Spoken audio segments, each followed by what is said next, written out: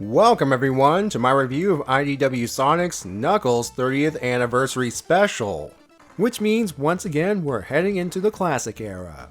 2024 in general marks the 30th anniversary of the games Sonic 3 and Knuckles, where the Echidna made his debut.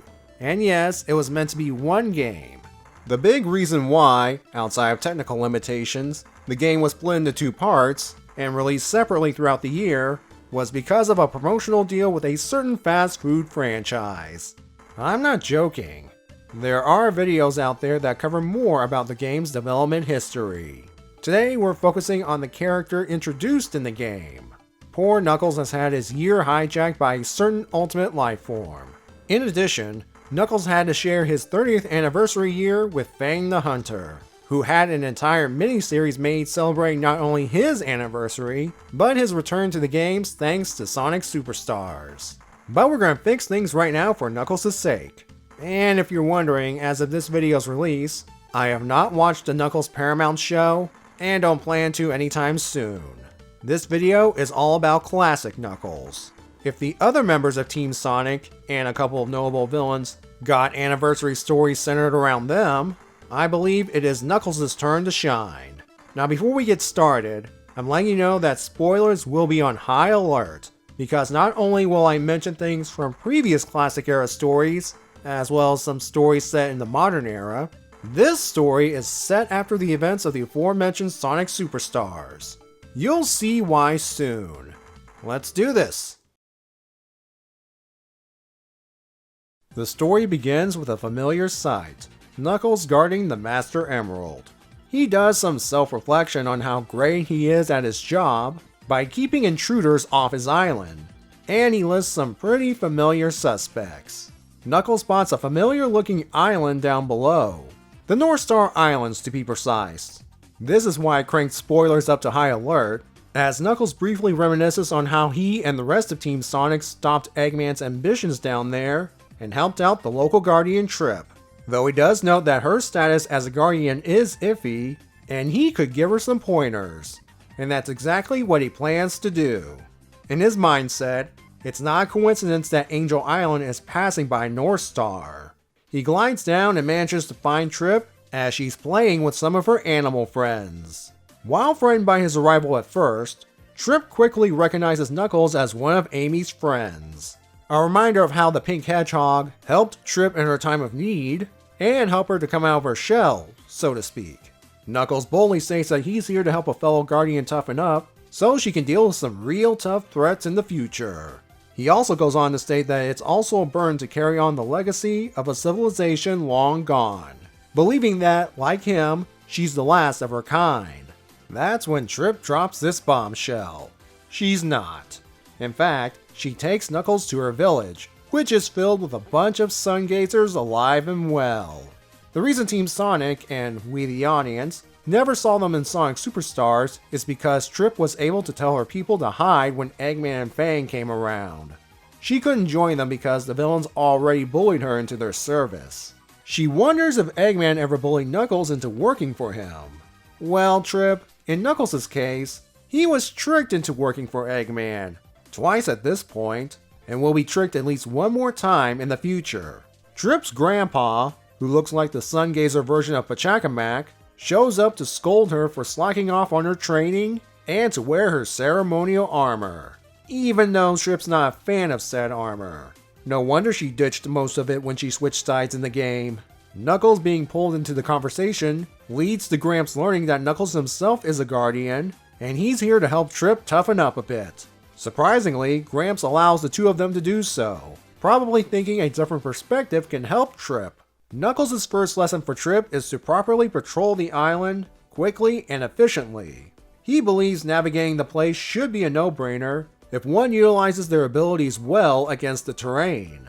This essentially leads to a race across the island to see if Trip has what it takes to patrol. While Knuckles looks like he has an edge with his strength and climbing abilities, Trip has her own strengths like rolling up the wall thanks to her spikes, as well as the home turf advantage. Trip wants to take a lunch break, but Knuckles wants to move straight on to lesson 2, building up endurance, which means they're going to have a duel. Knuckles does allow her to put on her helmet, But that proved to be a mistake, as the helmet's material is so tough, he actually hurts his hand when he punched it. Thanks to that punch, the helmet's now backwards. Combine that with Trip's clumsiness, she falls right on Knuckles' foot, spikes first. Trip may have won through sheer luck, but Knuckles wants to have another go at it. This causes Trip to break down and run off. Knuckles takes this moment to figure out why people have a problem hanging out with him in general. He then remembers a time when he went camping with Team Sonic, and Amy and Tails had similar reactions to his tough, no-nonsense attitude. Knuckles starts to recognize this, and has to remind himself how he handled the situation then. In Tails' case, he stood outside and guarded the fox while a nasty lightning storm passed by, and told him that he made it through alright. Amy was concerned about Knuckles breaking things, and when she tried to do it herself to no avail, Knuckles gave her some pointers on how to really cause some damage with her hammer swings, which paid off. This leads to Knuckles in the present realizing that he needs to cut back on being forceful. He needs to be more positive and uplifting. When he realizes that's being a little too close to Sonic's attitude, he added that he'll do it his way. He finds Trip and apologizes to her, stating that he had no one to train him, and what he knows comes down to punching things. Trip is a little baffled that Knuckles is the only one of his kind. He doesn't have any people or giant animals to look after. And Knuckles says his sole task is to guard the Master Emerald, which as far as he knows, keeps Angel Island afloat. He even gives Trip a good view of Angel Island since it is passing by her home. You might think it's a bit odd for Trip to react this way, because if you finish Sonic Superstars' campaign as Knuckles, you get the cutscene of Team Sonic, along with Trip, dropping him off on Angel Island before heading back to North Star themselves. This appears to be a continuity error, but given how cramped that pod was, along with the group being there long enough to drop off Knuckles, she probably hasn't gotten a real good look at the place until right now. Seeing this amazing wonder has Trip starting to understand Knuckles a little better. He has to be strong if he's guarding the whole thing. Knuckles likewise gives Trip a compliment of her own, and asks about the gemstone she guards, the Black Onyx. Trip takes him to Golden Capital Zone so she can show him the mural. Knuckles saw this previously in Superstars, but he doesn't know what it means. Unfortunately, the history behind it is lost according to Trip, but she does point out that the mural depicts her ancestors guarding the Black Onyx while using the Chaos Emeralds to do incredible things, i.e. the color powers.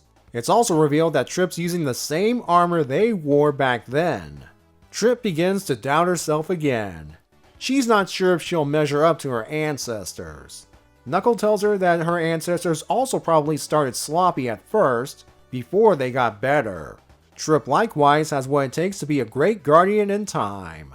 She also got a free hit on Knuckles without trying, so the potential to be better is already there. Trip thanks Knuckles by hugging him. Knuckles realizes this is getting a little bit too cutesy for his liking, and gently pushes her away. Declaring their training sessions over, he begins to make his way back to Angel Island. However, he can't get to it as it's too high for him to reach by gliding. Trip then comes up with the idea of using some of the junk Eggman left behind to help Knuckles get home, like, say, an Eggmobile. Knuckles praises Trip with that idea, using it as another lesson while hiding the fact that he almost screwed himself out of getting home. Knuckles flies home and reflects on his experience with Trip, that she really didn't need his help after all, and is on her way to becoming a great guardian, and that he's also an excellent judge of character. And so the special ends with him once again guarding the Master Emerald, and once more praising himself. This probably wasn't what you'd expect from a classic era 30th anniversary special. Previous entries had the focus character take on adversaries that were tied to them in some way, and you'd think Knuckles would follow suit. Well, not this time. Besides, we got some classic Knuckles action in the first 2 issues of the Fang miniseries earlier this year, and he mostly had the upper hand in that situation. Actually, it's kind of appropriate that the Fang miniseries and Knuckles' 30th anniversary special were released at the beginning and near the end of the year respectively. One of them at the end sets up the events of Sonic Superstars, and the other starts not long after the events of the game. Honestly, this was a big surprise that the special went with this direction. And yet, at the same time, it feels right as we have two different island guardians interact with each other. And I do mean different. Knuckles, as we all know, is the last of his kind. Mostly thanks to Chaos wiping out most of the Echidna civilization a long time ago. He had to learn all of his skills by himself, is confident, some would say a bit overconfident, and doesn't need any fancy armor. Well, given that Knuckles is a guy, and with the exception of the rare accessory or two, clothing for all guys in Sonic's world are usually limited to just gloves and shoes. Now let's move on to our new game character, Trip.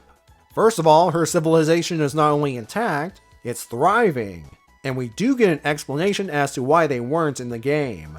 There's someone to train her in her role, so she has some support, and there's the ceremonial armor she must wear. But she's a klutz, and not confident she can live up to her ancestors.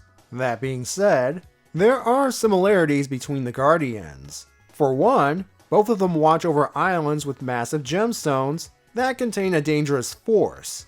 North Star Island's Black Onyx and the Black Dragon, and Angel Island's Master Emerald and Chaos. Remember, classic era. Sonic Adventure has not happened yet. As a bonus, these creatures were mentioned on ancient murals. There is, of course, the Guardians being familiar with their home territories, and yeah, I'm not going to point out the obvious difference between the islands.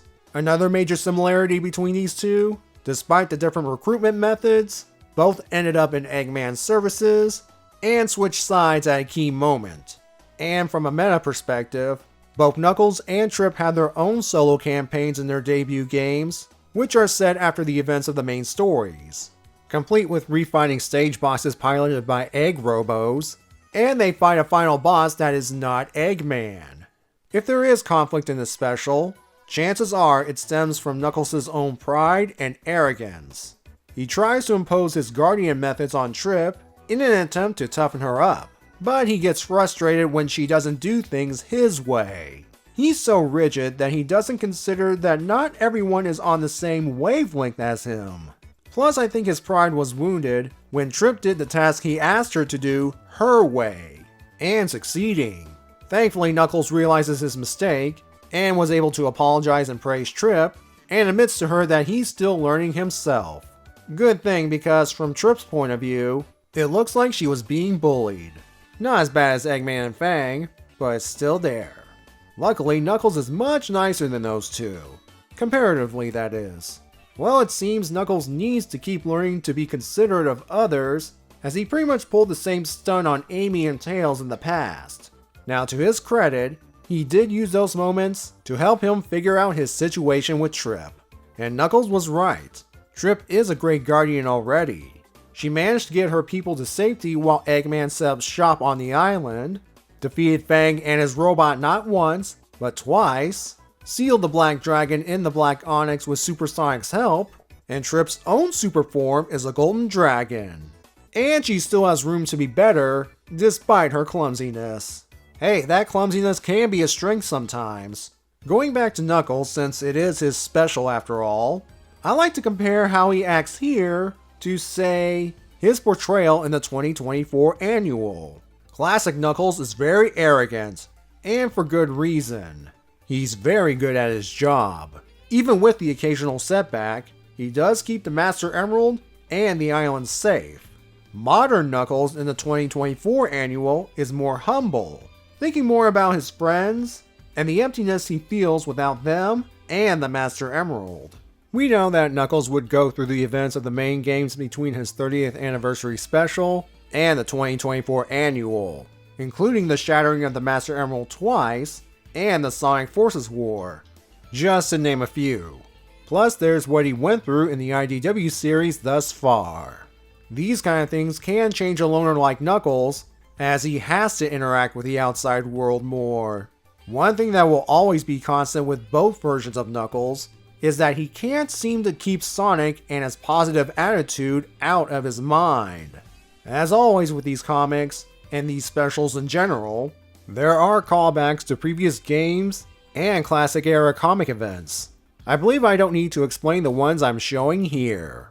Plus, there are some obscure Easter eggs present, like for instance Tails' fear of lightning, and the different styles of hammer swings Amy does. Of course, due to the main setting of this special, Superstars gets a lot of the shoutouts and references here. Some things about Northstar Islands are addressed here, which makes me wonder, is this partially a response to some of the plot issues surrounding Superstars people pointed out, myself included? Hold on, did they watch my Superstars plot video I did earlier this year? I know people on the staff watch my videos, so did I partially had a hand in this? No, it couldn't be. It has to be a coincidence. It has to be. While some things are still a mystery, at least we know a bit more about the Northstar Islands and its inhabitants compared to when Superstars and its promo materials first came out. One more thing. The Eggmobile Knuckles used to return to Angel Island is probably the same one used at the end of the game's main campaign, as the setting appears to be the same beach it crashed on. Overall, this is a surprise outing. Having this set after Superstars may open the door for the main comic to jump ahead to a point after Sonic Frontiers. Not only to bring Sage into the fold, but to allow us to see these individual journeys the members of Team Sonic said they would do after the events of the game. While occasionally being serious, Knuckles' special is still a classic era outing, meaning the humor and tone is much lighter compared to the modern stuff. That's not a bad thing. Sometimes we need breaks from drama in general. The special also helps cement Trip's status as a game character just a year after her debut in Sonic Superstars. I like Trip and would like to see more of her down the line. Sadly though, as far as we know, she's probably going to be restricted to the classic era just like Mighty and Ray. Which is a shame cause I want to see a modern version of Trip, one that can properly wear her ceremonial armor and is more confident in her role, while at the same time, still being a bit of a klutz. Knuckles' special is significant in one more way. Unless there's another prominent Sonic character or event that's worth celebrating next year, this is the last of the 30th anniversary specials. Does this mean we're done with the classic era in general? Not necessarily. I doubt we'll get something for 2025, unless it's announced for later in the year. But 2026 is Sonic's 35th anniversary, and if the Sonic comics are still in business, there's a good chance we can start the cycle all over again. But for now, what better way to cap off this cycle than by highlighting the final main hero of the Sonic cast, while expanding on the newest member of said cast.